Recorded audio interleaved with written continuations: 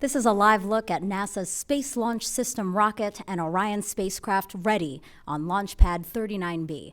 In less than 2 days, SLS will lift off from the pad and return us to the moon after almost 50 years. Good morning, and thank you so much for joining us live at Kennedy Space Center in Florida. I'm Megan Cruz with NASA Communications. Liftoff of this first uncrewed flight test is currently targeted for Monday, August 29th at 8:33 a.m. Eastern Time. As we speak, our launch team is on console, and they started the countdown around 10 this morning. This briefing is to update you all on the Artemis I Mission Management Team meeting that wrapped up about an hour ago. Here are today's participants. We have Mike Serafin, Artemis Mission Manager. Charlie Blackwell-Thompson, Artemis Launch Director. And joining us from Houston, we have Judd Freeling, Ascent and Entry Flight Director, and also Rick LeBrode, Lead Flight Director. Back here at Kennedy, we have Melissa Jones. She's the Recovery Director. And we have Jacob Bleacher, Chief Exploration Scientist, and also Melody Lovin, Launch Weather Officer. Thank you all for being here. Okay, we're going to start with some opening remarks from each of our guests, and then we're going to take questions from social media, also reporters in the room and over the phone. So, Mike, why don't you go ahead? All right, good morning. This morning, we activated the mission management team as part of our standard flight readiness process at launch minus 2 days. That was essentially our launch readiness review, and we talked about our setup for Monday, August the 29th, our weather, and what our just overall readiness posture is for the 2-hour launch window from 8:33 to 10:33 Eastern. Our potential outcomes on Monday are that we could go within the window, or we could scrub for any number of reasons. We're not going to promise that we're going to get off on Monday. We could have weather, we could have technical issues, or we could have a range and public safety hold, and or a combination of any of those. But we do feel good about our attempt on Monday in terms of our overall setup. And we polled the mission management team today, and we're ready to proceed through the next decision gate, which is the tanking meeting that will happen late Saturday night at around 10:50 p.m. Eastern. Macro issues that we're working that came out of today's mission management team meeting pertain to just our overall readiness from a communications asset coverage standpoint. We did take one action coming out of today's mission management team meeting, and we've got a follow-up call at 2 o'clock Eastern to just affirm our readiness for the communications on the Orion spacecraft, on the interim cryopropulsion stage, or the ICPS, which is our upper stage that commits us to the point of translunar injection, as well as on the Space Launch System. We've had a few just late changes associated with that, so we're just going to go through our communications coverage plan with a fine-tooth comb one last time to ensure that we're ready. But right now, we don't anticipate that will be an issue. We did approve 2 real-time requirements changes associated with flight rules. Requirements change authority transitions to the mission management team when we're activated, and those were due to largely late analysis, and that's not uncommon to have real-time requirements changes, especially in the area of flight rules before we go fly. As our 0 hour approaches for the Artemis generation, we do have a heightened sense of anticipation, and there's definitely excitement amongst the team members. We've noticed just the overall mood and focus within the team is definitely a positive one. We're mindful that this is a test flight, and we're mindful that this is a purposeful stress test of the Orion spacecraft and the Space Launch System rocket. It is a new creation. It is a new rocket and a new spacecraft to send humans to the moon on the very next flight. This is something that has not been done in over 50 years and is incredibly difficult. We will learn a great deal from the Artemis I test flight, and through this experience, we will change and modify anything necessary to prepare ourselves for crewed flight on the very next mission. We understand that there's a lot of excitement about this, but the team is very focused. In terms of our mission priorities, they determine our courses of action. Our number 1 mission priority is to test the vehicle at lunar reentry conditions. We need the rocket to do its job in order to set those initial conditions up. Number 2 priority is to demonstrate the vehicle in the flight environment. Number 3 priority is to retrieve the spacecraft for programmatic cost savings and reuse of avionics, also to reuse the crew module for environmental testing, and then to retrieve the data on board. And then number 4 is what we call bonus objectives, our payload objectives. So we're really focused on that, and we'll see what Monday brings. Those are my opening comments. Great, Mike, thank you so much. Charlie? Well, good morning, everyone. It is great to be here. And I was here about 5 days ago, and we were talking a little bit about the flight readiness review and the work that we had in front of us. And I am happy to report that the work we had in front of us out of that review about 5 days ago has all been completed and is all on schedule. That included our booster servicing ops. We finished up that.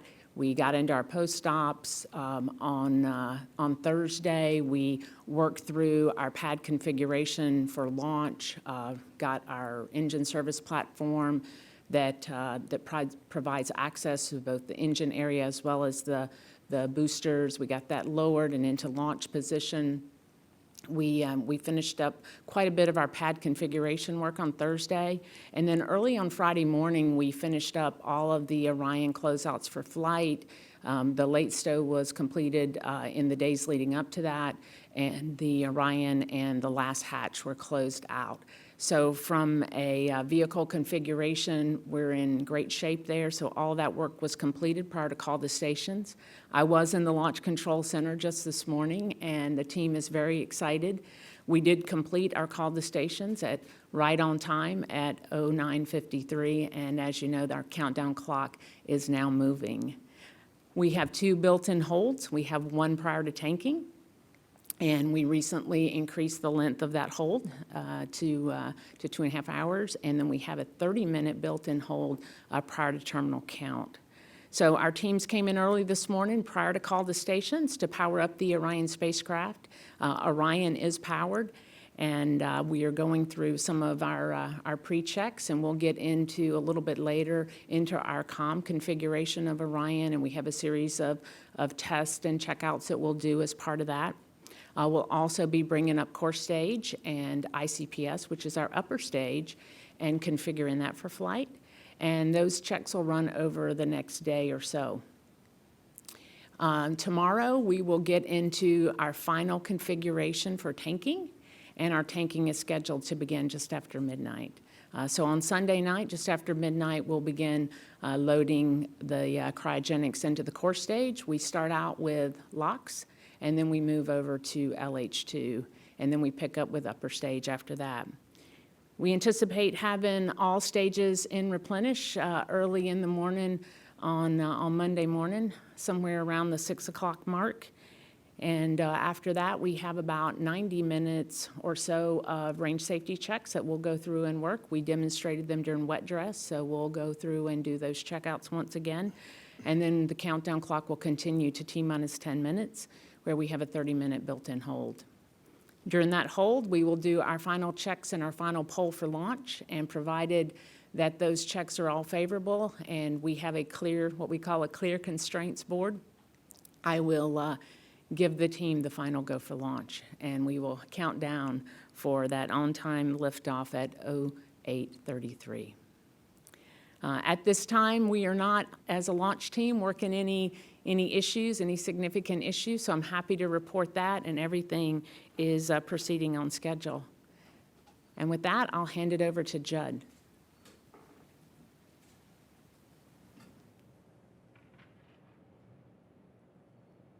All right, thanks, Charlie. Let's see, so assuming we launch at the open of the window at 8:33 in the morning, the vehicle will lift off at about 5.7 million pounds total weight.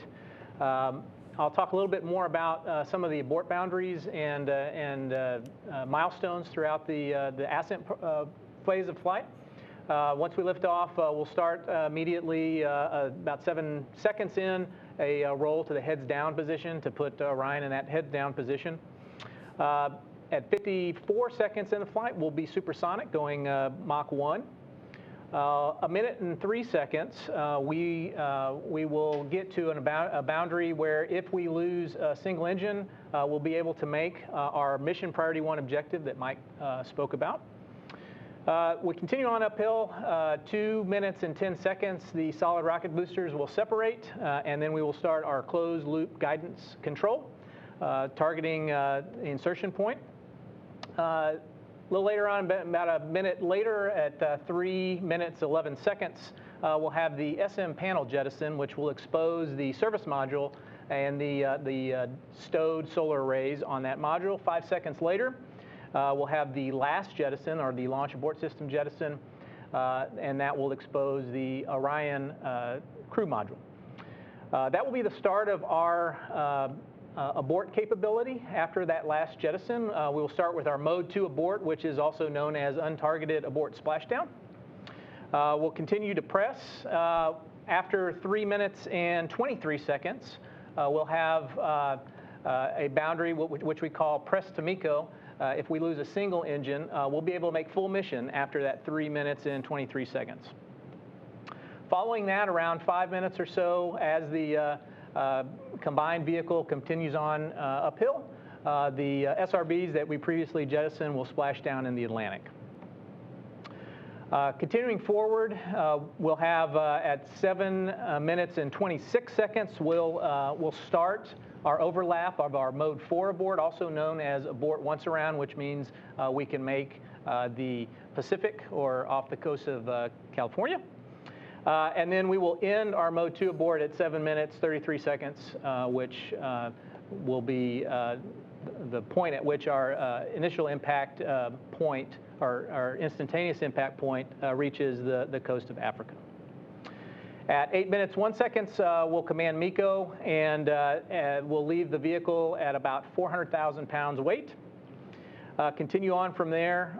We'll deploy the solar arrays from the service module at 18 minutes MET. That'll take about 12 minutes and give us the ability then to charge the batteries on the Orion capsule. Continuing forward, once we deploy the solar arrays, we'll have our perigee raise maneuver, which will bring up our perigee from 16 nautical miles perigee to 100 nautical miles. That will be at about 51 minutes, and that'll be about a 20-second burn. Continuing forward, we will have our final burn that is done by the ICPS upper stage. That will be the translunar injection burn at approximately an hour 36 minutes. Following shortly at around an hour and 44 minutes, splashdown of the core stage in between Hawaii and the West Coast. About 10 minutes after we do the TLI burn completes, which is an 18-minute burn, we will then separate the upper stage from the Orion space capsule. The Orion space capsule will continue on to the moon and its mission. And shortly thereafter, I will hand over to Rick LeBrode, the lead flight director for this mission, and he will start with his modal survey. So, Rick? All right. Thank you, Judd. All right, and as Judd said, after TLI, Orion will be on its way to the moon. On the trip out to the moon, we're going to perform a series of small correction burns. It's just to make sure that when we encounter our first lunar encounter is going to be on target. That'll be on flight day 6. When we pass by the moon, we're going to be approximately 60 miles off the surface of the moon. And that's when we're going to do our first large burn. It's called the outbound powered flyby. And that burn is going to then send Orion up to the distant retrograde orbit. So on flight day 10, we'll do our second large burn, and that'll actually insert Orion into the DRO, the distant retrograde orbit. We'll spend just under 2 weeks in orbit around the moon. And then on flight day 23, we're going to go ahead and depart DRO and start heading back to the moon. That's our DRI burn. And then on flight day 35 is when we'll encounter the moon again, and we'll do our return power flyby, our last large burn, and that burn actually is going to target entry interface. It's essentially our deorbit burn. And then on the return leg, we'll continue to do a series of those correction burns to make sure that we're right on target for the entry interface. Throughout the mission, we're also going to be performing a lot of checkouts and demonstrations just to get a better feel for how Orion's going to operate in that environment. Also, if at any time during the mission Orion encounters a problem, a serious problem that warrants bringing Orion home early, we can select early return trajectories. We also call them aborts. And it's really dependent on what phase of the mission we're in when that happens. On the outbound leg, we could do direct aborts, where we just turn around and come right back to the Earth. Or we could change the trajectory to a lunar flyby.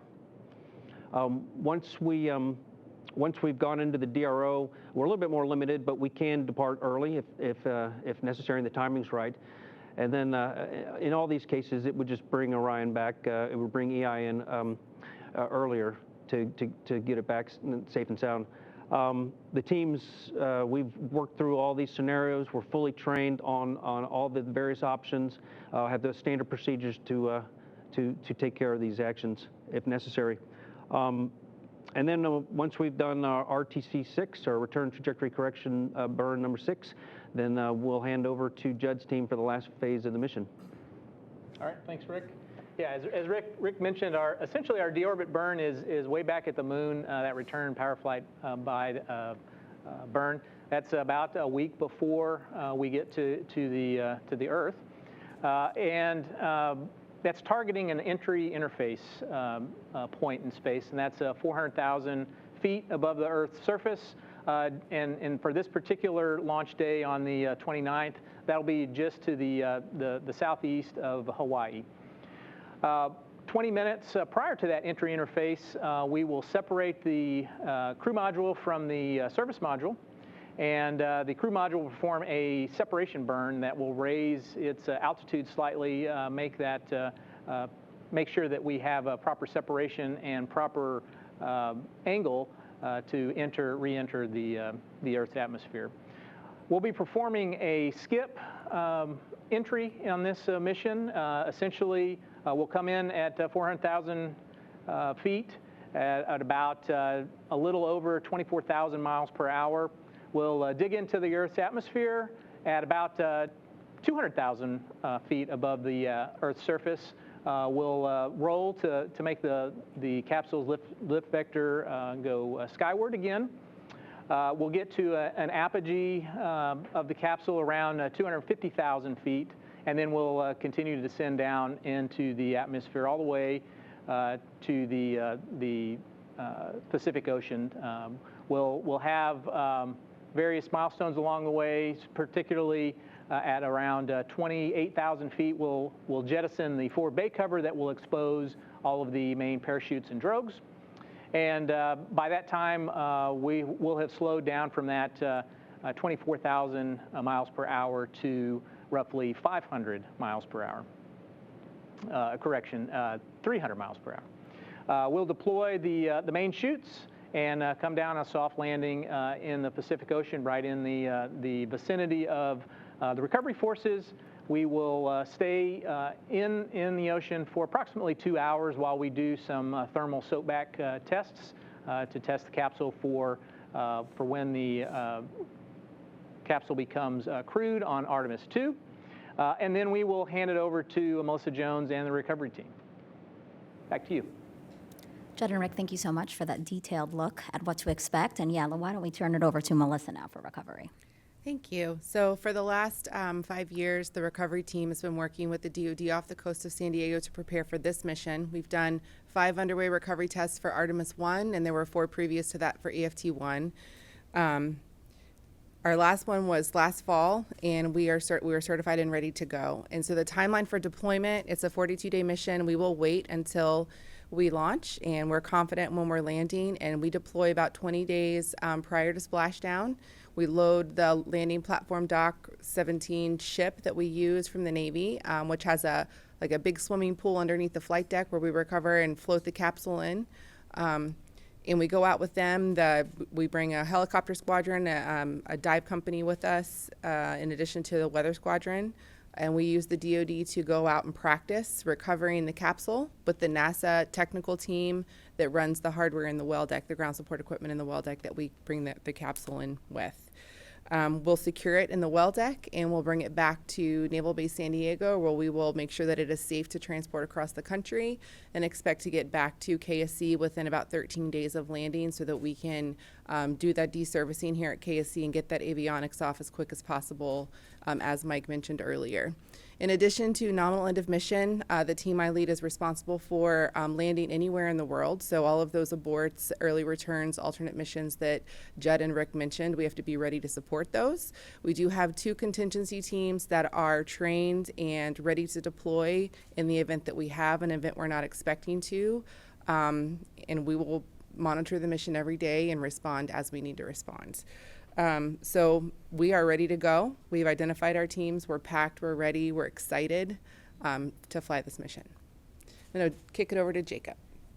Thank you. Very excited to be here today. Very historic moment. I'm glad to be here with my colleagues. I'm here today to discuss the Artemis I science objectives. You heard from Mike already about the primary objectives. Unlike the primary objectives that are broadly focusing on understanding SLS during launch and flying the Orion spacecraft, the secondary objectives are not critical for understanding and preparing for Artemis II, but they will provide us with knowledge that helps us prepare for some of our future Artemis missions. The types of data that science and exploration tend to acquire actually have significant overlap. A phrase I like to use is that science is exploration's toolbox for survival. What we learn through scientific measurements tells us about the environments in which we plan to operate. This is the type of information that helps us then ultimately develop the systems, the architecture that we'll build. Likewise, for each human exploration mission, there are numerous opportunities for science to be conducted, technology demonstrations to be conducted.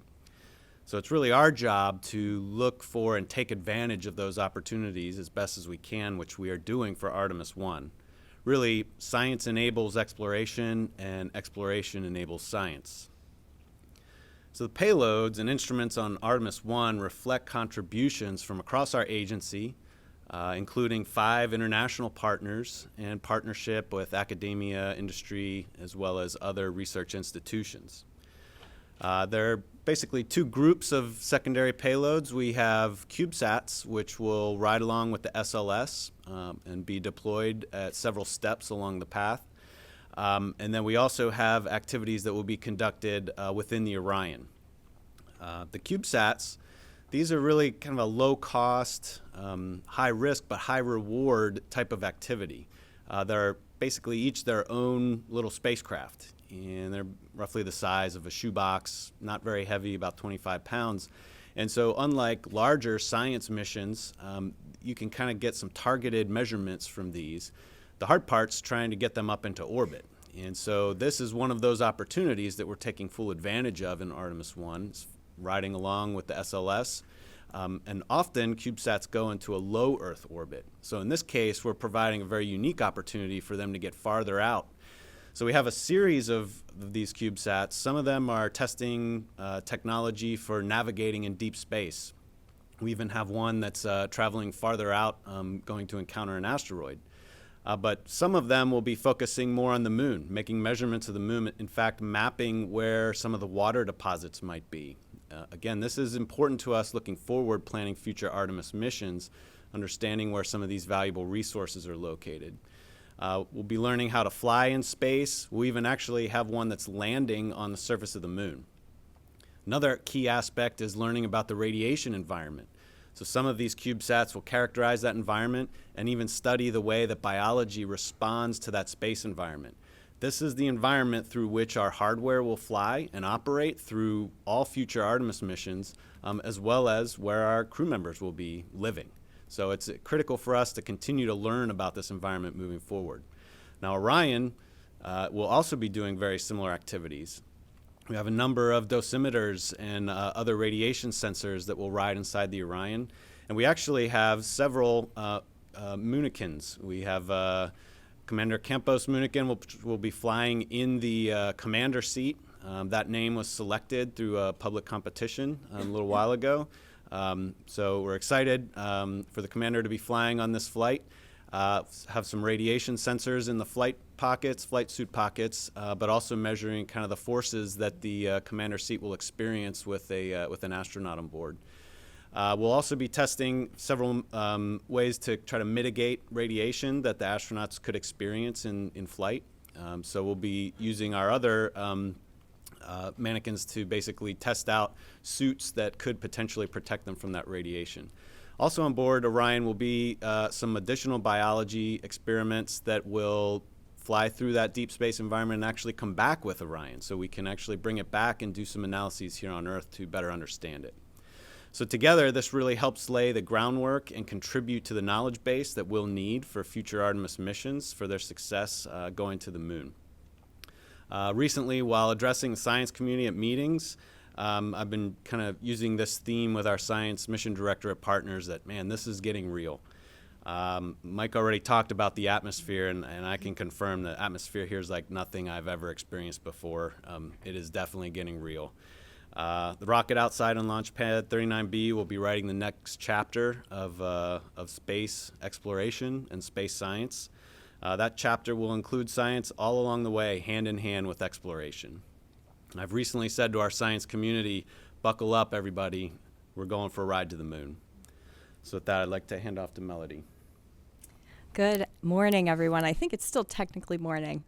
So I'm very excited to give you the launch weather for Monday, but before we get to that, I have to talk about the weather pattern for today, and I don't think I'm going to surprise anyone in this room when I tell you that it's probably going to rain today.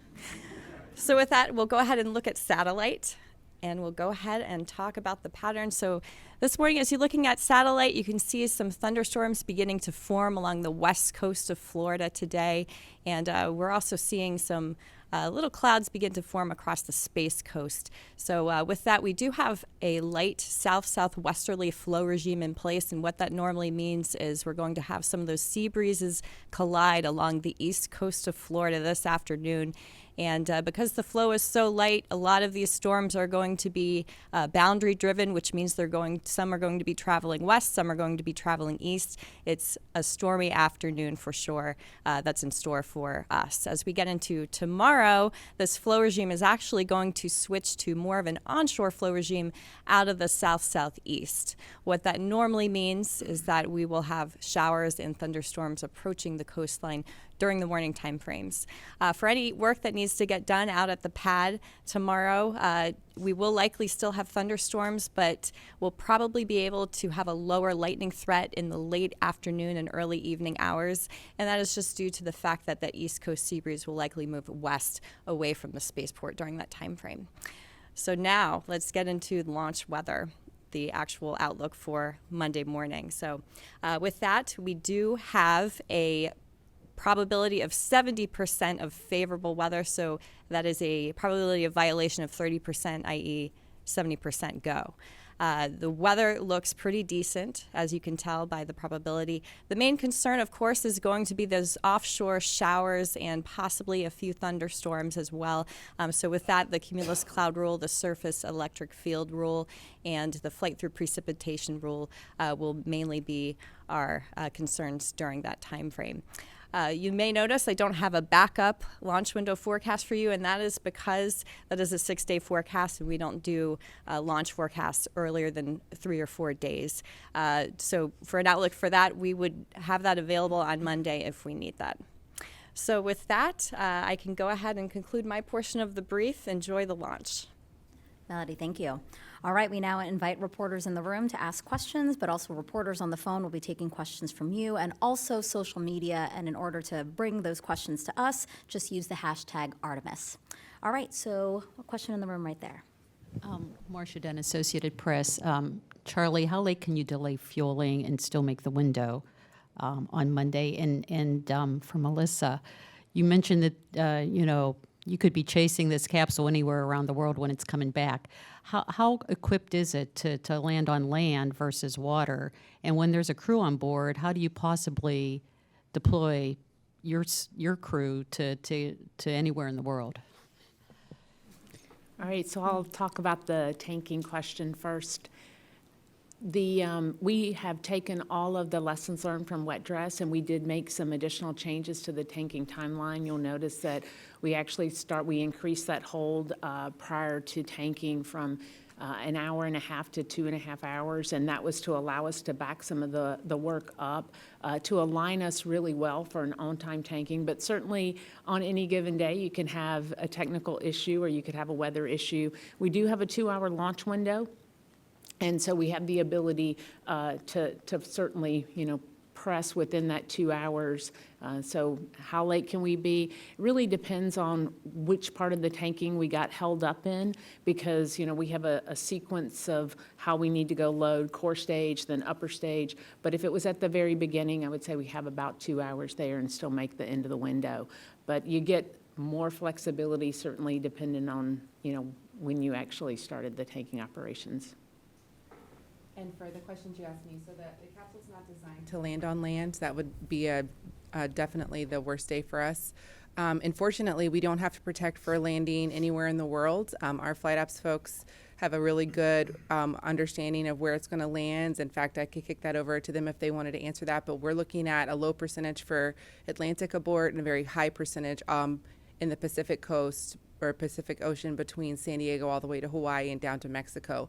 So we focus the assets that we have in those areas, and that's where we deploy those teams. But it's going to be a real-time call based on where are we at, how far to sea are we, what assets are in that area, and what do we know about the health of the capsule. In addition to that, there's a tri-band beacon that will activate on top of the capsule. It gives us about 96 hours to find the capsule, is what we're planning for at this time. Thank you for those questions. Bill? Bill Harwood, CBS News. And Charlie, I hate to ask you this question one more time, but can you help me understand exactly when you're going to find out that 4-inch QD is actually tight? I can, Bill, and I actually brought that data because I promised it to you when we were here before, and so I wrote down the very specific times.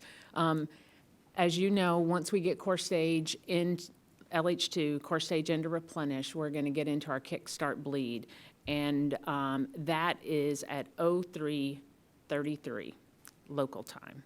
So once we get core stage replenished, now of course if we end up with the tanking sliding a little bit, it'll slide accordingly. But right now, just after 3:30 in the morning, when we get into kickstart, we'll put some pressure on the tank. We'll begin that bleed process, and at that point in time is when we'll know if that QD has an issue. That's when we saw it last time.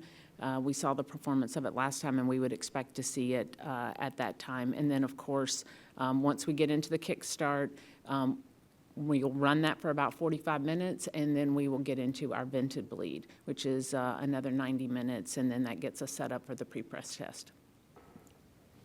Irene? Thanks. Sorry. Irene Klotz with Aviation Week. I think this is probably for Mike. So PAO provided us with some of the risk assessments for the loss of vehicle, but I didn't really understand what drives the numbers aside from the launch risk and the reentry risk. And there's something in flight that seems to be the primary driver. So if you could just break that down a little bit for us. Thanks. Yeah, so the last time we talked about the loss of vehicle risk, and as I recall, the number that I wasn't ready to quote at that time is 1 in 125. And the team does what they call a probabilistic risk assessment based on the known failure modes of the individual subsystems, levels of redundancy, common cause failure, a whole host of factors, and they look at the individual flight phases, the ascent flight phase, the in-space flight phase, and then the reentry flight phase. And anything that is seen as a catastrophic cause associated with that probabilistic risk assessment goes into the assessment. And then each cause itself, whether it's number 1, number 5, number 100, is assigned a probability. And some of our top risk drivers are common to any other program out there. Micrometeoroid orbital debris is a key risk driver. The parachute system on the vehicle is a key risk driver. And we've got a couple of others that the heat shield, the reentry thermal protection system. Those are all critical systems that have to work, and those are on our top drivers. Obviously, the duration of the mission affects your micrometeoroid and orbital debris risk. The longer you're up there, the longer your window of exposure is to a critical hit associated with micrometeoroid or orbital debris. Heat shield is kind of a byproduct, or there's a relationship between the thermal protection system and the orbital debris environment, specific to the back shell of Orion, not specific to the base heat shield. The base heat shield is not exposed until you get to crew and service module separation, which is only about 20 minutes prior to entry interface, so the opportunity for a micrometeoroid deploy or micrometeoroid impact is very limited associated with that. The other top risk drivers that I can think of, the SLS avionics and software, the Orion propulsion system were all key drivers. So, each of those has a different flight phase effectivity. Obviously, the SLS avionics and software only affect the launch vehicle up to the point where it's done its job. Orion has a much larger window of exposure to all of its risks. The propulsion system has to work from the point that it separates from the launch vehicle all the way to the point of entry interface. So each of those have a different ranking, and those are the top risk drivers that come to mind right now, and that's what drove that 1 in 125 number. Thank you, Mike. Right over here. Hi, Chris Gephardt with NSF for Charlie. Are there any cutouts or COLAs that you're aware of already for the count on Monday? And then in terms of the CubeSats that are on this mission, how many, you mentioned one's landing, how many are entering orbit of the moon as well? Thank you. And I'll also hand over to Judd, too, if he wants to talk a little bit about the COLAs and the cutouts. But we do have a number of cutouts in our launch window that we anticipate. We have been practicing those as part of our simulations. And while we got a report today, I haven't had a chance to look at it. But the one that I got a few days ago showed somewhere on the order of about 35 to 40 very small cutouts within the launch window. Judd, do you want to add anything to that? Yeah, Charlie, the only thing that I'd add to that is there are two flavors of cutouts that we have. We work both with the 45th Squadron and also the 18th. So we have very small cutouts for the portion of the trajectory that is just the core stage associated. So obviously once we MECO, the core stage continues to go up to a point where the 45th is still responsible for that range, and so we have those cutouts.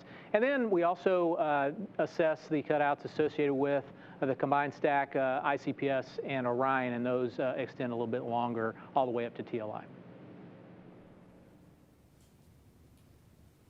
Yeah, so we have a couple CubeSats that are actually going to go into orbit to make measurements of the South Polar region. So there are two science measurements like that. We also have several that are kind of going around the moon, but not fully staying in orbit.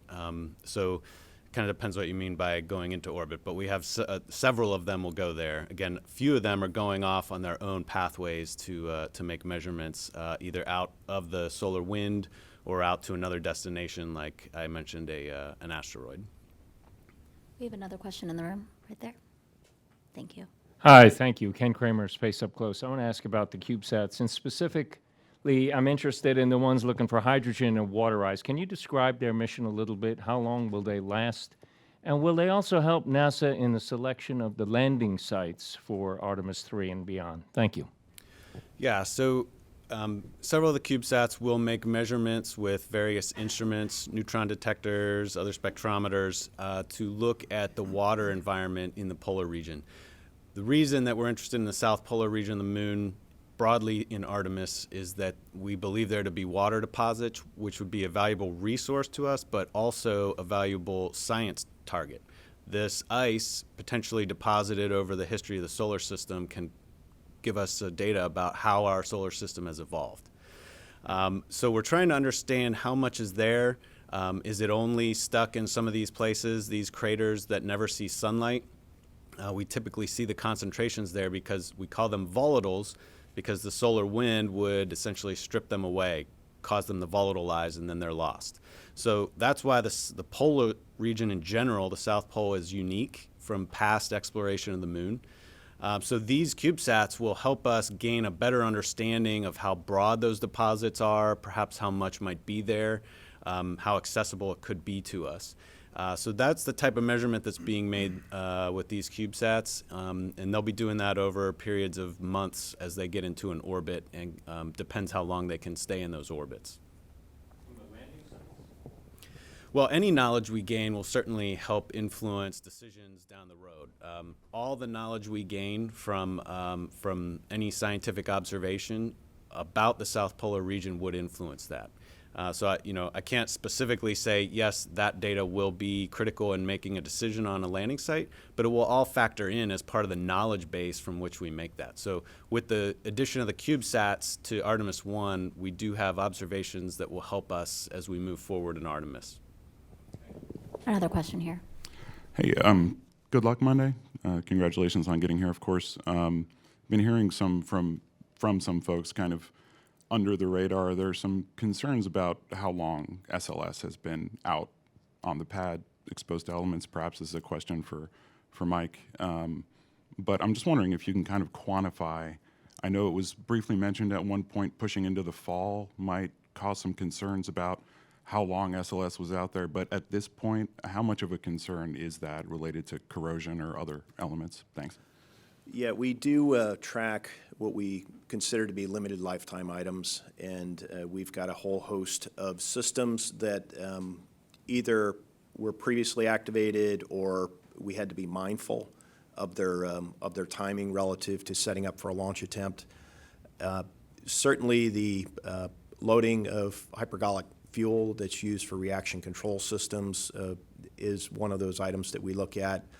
There are a whole host of other items that we do track. None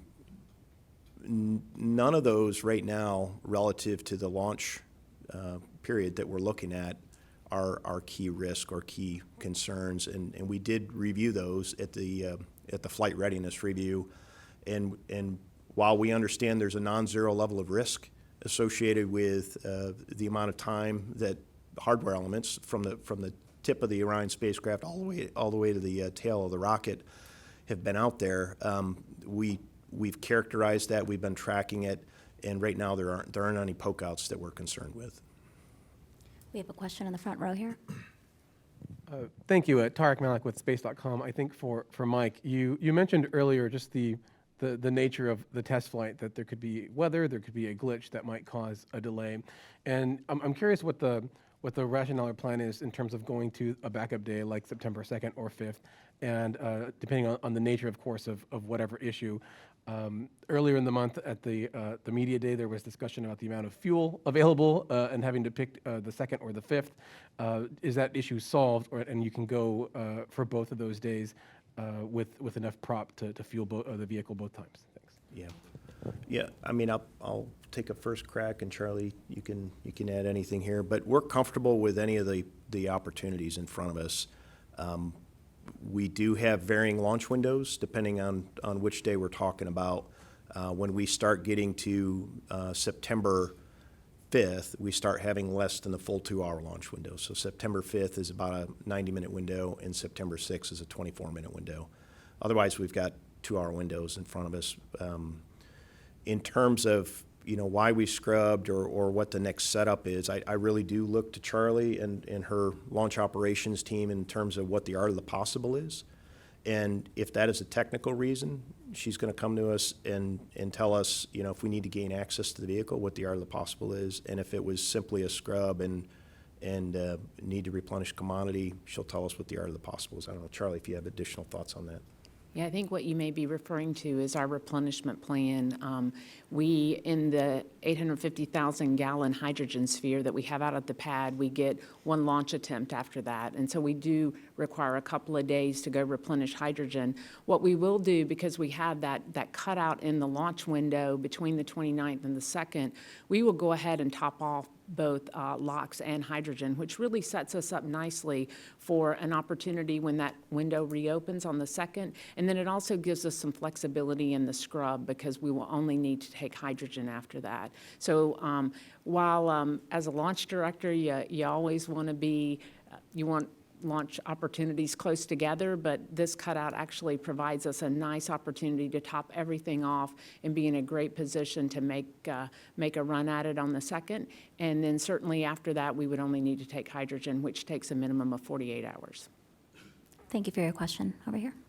Hi there, Charlie, this is for you. I'm Mary Matheson from Surround Vision, a virtual reality production studio in the UK.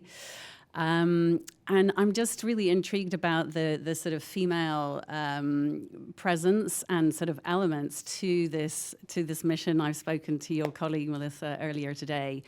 You know, obviously we know the name is really significant, as well as obviously the idea, the concept and the ambition of having a woman on the moon. But it feels to me that it's much stronger than that and much deeper than that within NASA and the contractors.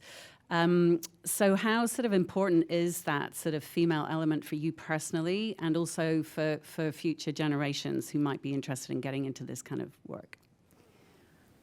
Well, first, I feel extremely blessed to be in the position to lead this launch team and to be a part of this incredible mission. There is, without a doubt, a female presence as part of this in both the leadership of this program and the operations areas, as well as the name of the program itself. I reflect on Apollo and when we went to the moon before. 50 years ago, we had on the order of one woman, certainly in the case of the Apollo 11 launch, we had one woman in the firing room of 450 men, one. And today, our team is made up, our launch control team is made up of about 30%. We have just under 100 engineers that'll be in the firing room on launch day, and 30% are women. So certainly, the makeup of our workforce has changed over the course of the 50 years, and it's a very special. For me, it's extremely special to be part of this program and to be given the opportunity as the first woman launch director for NASA.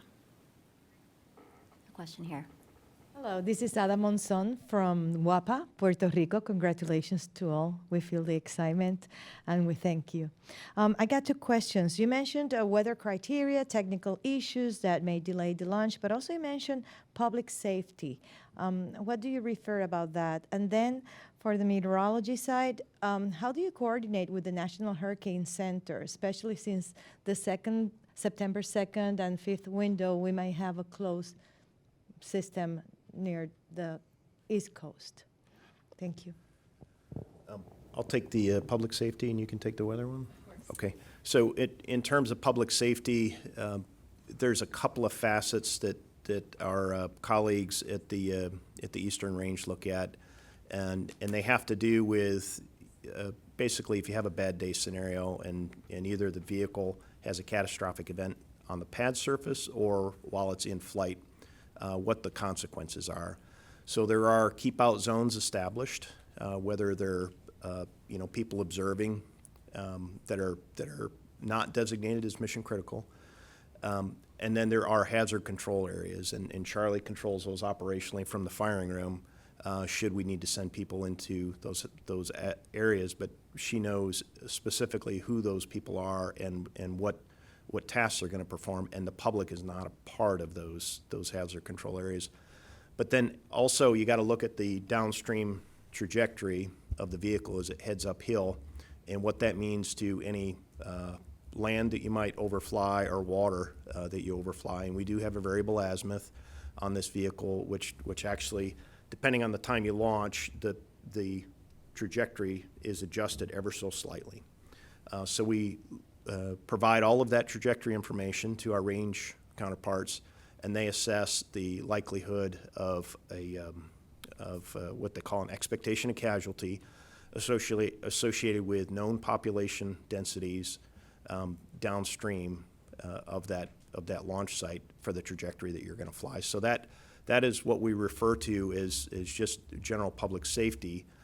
Should somebody incur in those keep out zones, we could actually hold the launch for that, and we don't want to do that, right? So we have what are called notice to airmen, or notice to air missions now, and then notice to mariners that are issued prior to launch, and anybody that is flying an aircraft or on a boat downrange or in the exclusion zone needs to be aware of that, and that's how we manage it publicly. In addition to controlling where visitors and guests are, either on the Kennedy Space Center or nearby areas.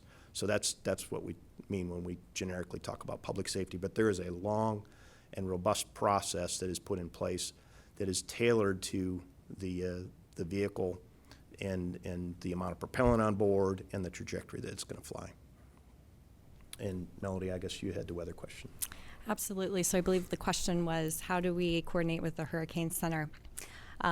We are completely following the Hurricane Center. It is their forecast. The National Hurricane Center is the expert on forecasting any kind of tropical system.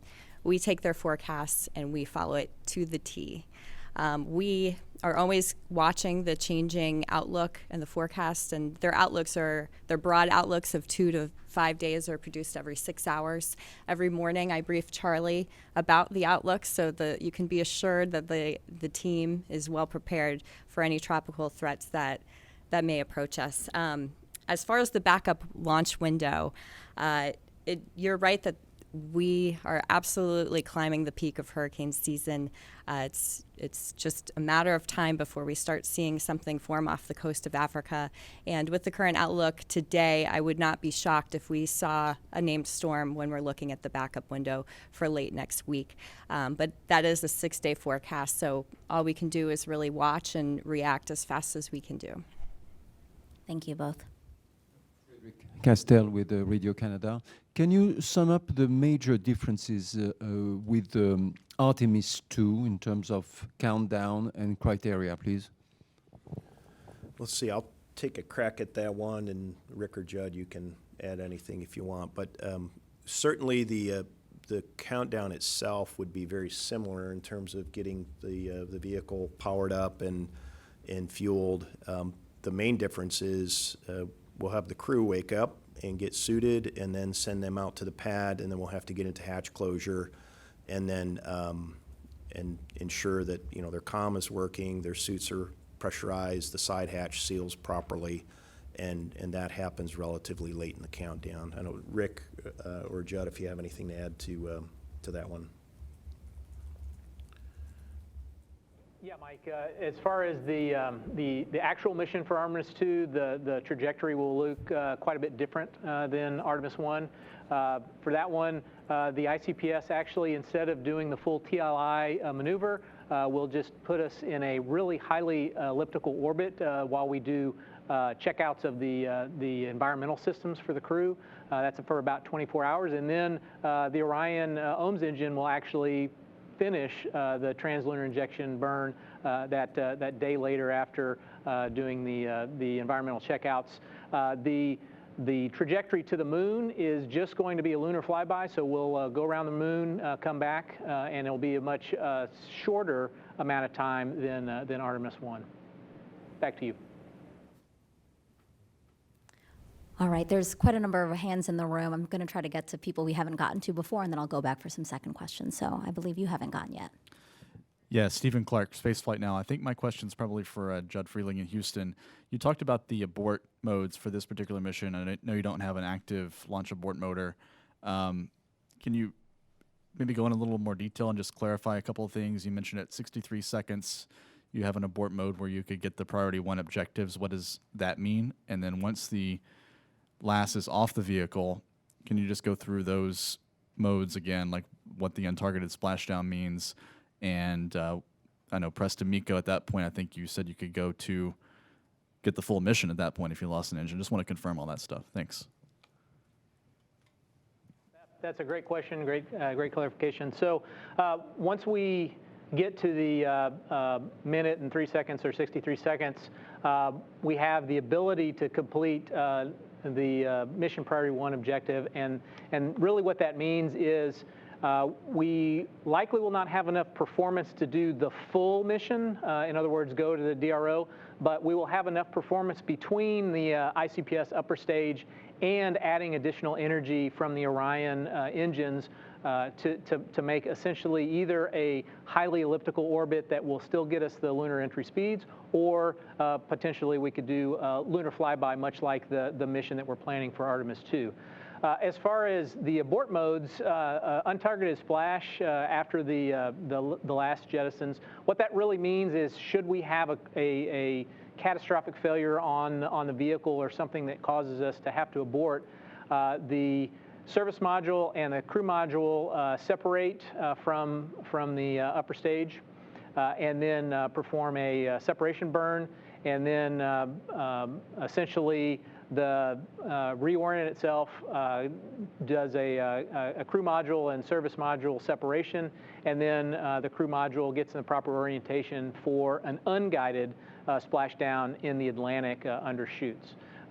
Certainly, when we get past the press boundary at approximately 3 minutes and 23 seconds, the press to MECO boundary, essentially we can do a completely nominal mission. The 3 remaining engines would burn slightly longer than they normally would be for that 8 minutes, so probably another minute or 2 longer. And then at that point, the core stage has done its job actually, and it has put the Orion and the upper stage in the proper orbit to continue a nominal mission. Okay, right here. Hi, Lucie Aubourg for AFP News Agency. Just a quick question on the boosters, the solid boosters. Are they retrieved? Will they be reused? And I think it's not the case, so why not? So the boosters are not reused on this flight, and that is a purposeful performance decision. We wanted to take out the recovery-related equipment. There's mass associated with having attach points, as well as the parachute mechanisms and parachute systems. That is performance that we basically would take away from our ability to send crew and cargo to the moon. So, you know, we made a conscious decision to not recover the boosters in the interest of vehicle performance. Okay, we actually have a question from social, so let's get that one. Hey, thanks so much. We've got a question from Jay on Twitter. When does the Orion spacecraft switch to the Deep Space Network? I think that's a question for Judd or Rick. Yeah, I'll take that one. So after that translunar injection burn, and we pull, that'll send us up above the TDRS satellite constellation, and it'll be at that time. It's the exact time is, you know, Judd, by any chance? I'll have to get the exact time, but it's right after TLI, which is a little over an hour and a half into the mission. Okay, we have our first phone question. This is Jim McKenna from Aerospace Tech Review. Hi, Jim. Thank you. Can you hear me? Yes, we can hear you. Okay, this is for Judd.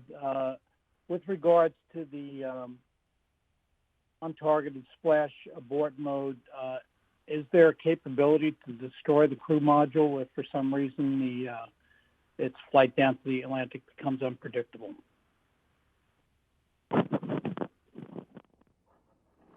I'm sorry, you broke up. What was the question about the crew module? Is there a possibility to do what?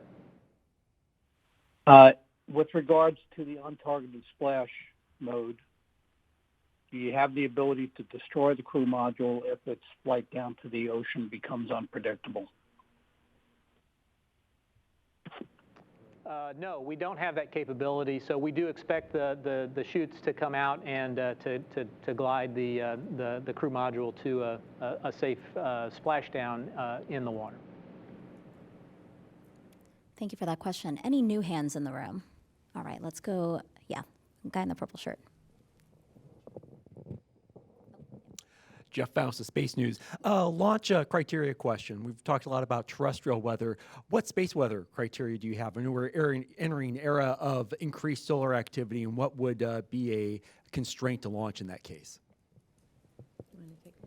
We're primarily concerned with protons from the sun. So that's our only space criteria at this point in time.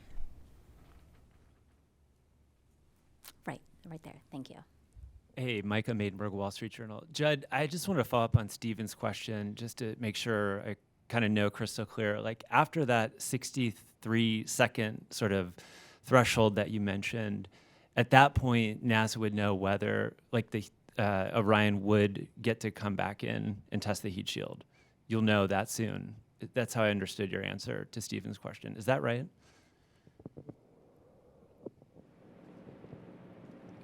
Yes, that's correct. We expect that we will be able to get that mission to Jefferson. Obviously, it depends on the performance that we had to that point, but the expectation is once we reach that boundary of 63 seconds and we have a subsequent engine failure after that, our expectation is that through a combination of depleting all of the ICPS fuel, upper stage fuel, and doing essentially a rev around a highly elliptical orbit, we'll use the Orion main engines to achieve lunar entry speeds. Yes. Thank you. Okay, we have time for a few more questions. I know, Chris, you've been waiting. Go ahead. Front row. Yeah, I think these are both for Charlie. Given that we might be watching tropical systems next week, how long does your teams need to deconfigure the vehicle to be able to pull it back for a hurricane protection scenario? And you mentioned that the cutoff that gets us to the second gives you some flexibility based on your propellant reload thing. When you say flexibility, does that mean the third and the fourth and the sixth are potential launch options? Like if you don't fuel on the second, could you try for the third, preserve the fifth? Can you just walk me through what those things are on the back of the window? Yeah. Yep, absolutely. I'm going to take that one first. So because we go ahead and top off both LOX and hydrogen, we're in a really great spot. Now, of course, all scrubs are dependent upon why you scrubbed, what it is. If it's a simple weather scrub, that's, no offense, Melody, but that's that's probably the best case scenario. But if you have a technical issue, you obviously have to go look at how do we go correct it, what does it take to do. But taking both LOX and hydrogen in that window really opens up our capability. So we'll be ready on the second, but if for some reason we couldn't launch on the second, we could look at any, a subsequent opportunity. If we decide not to tank, we have a 24-hour hold capability, so we can try the next day. But once we commit to tanking, and depending on how far into the tanking sequence we get, then we get into that replenishment. After each time that we load hydrogen in the core stage, we need some level of replenishment. And so our baseline is about 2 days. Certainly, depending on how much and how far into the load you got before you had an issue would drive what those actual commodities are. And we look at all of that in the scrub meeting. But to answer your question very directly, yes, there are other opportunities that we could look at. It doesn't have to be the second or the fifth. It really depends on why we scrubbed and what kind of issue we're looking at. But for the most part, our scrub turnaround's always driven by hydrogen replenishment. And what was the first part of your question again? I'm sorry. If we got into a situation where you needed to roll back for hurricane protection, yes. How long do you need to deconfigure the vehicle to pull it back? We need about 3.5 days. And so we look at the weather every day, look at the tropics. And certainly when I say we have about 3.5 days of work to go do, more is better. That's probably, the streamlined case. And then of course we also have to look at, when we expect local weather to impact here and then back up from that, because we, have a workforce that we have to release and allow them to get home and do their own securing. So we look at it very closely, but it is about 3.5 days, very full days of work to get deconfigured and ready to roll. Bill, and then Irene, and then another new hand here. Bill Harwood again. 2 very quick questions for Judd Freeling. Again, following up on Stephen's question, is there any scenario where you could lose 2 engines and still get any mission at all going uphill? And the second question, when you dip into the atmosphere during the skip reentry, and you might have said this and I just missed it, from 400,000 feet, how deep do you go before you come back up and then resume the descent? Thanks. All right, thanks, Bill. Let's see, the first question about two-engine capability, yes, there is some amount of two-engine out capability, and so it all depends on where you would have lost the first engine and then in relation to the second engine. The controllability of the stack seems to do pretty well on two engines, so obviously you'd be burning really to the limits of what the gas or the fuel in the core stage can do, and that's probably around 12-ish minutes or so. So it all depends on the timing associated when those two engines went out. As far as your second question, yes, after you get at the 400,000 foot entry interface level, you'll dip down to about 200,000 feet, and then you'll start to come back up, and you'll reach an apogee of about 250,000 feet before you start coming back down again. Back to you, Megan. Go ahead, Irene. Week. Mike, I wanted to just follow up on something you said at the post-FRR presser when you were giving us some examples of missions that could be flown if there was a problem, and you had mentioned as an example that Orion solar arrays didn't deploy. In that scenario, is there any possibility of going into the high elliptical or the lunar flyby just on battery? Would there be enough time? We will look at the situation post translunar injection, and Rick and Judd, you can add whatever you feel is appropriate here. But I mean, it really would come down to what is the power balance of the vehicle. We would obviously, if we didn't have a fully articulating solar array wing, what level of power are we producing? Is the solar array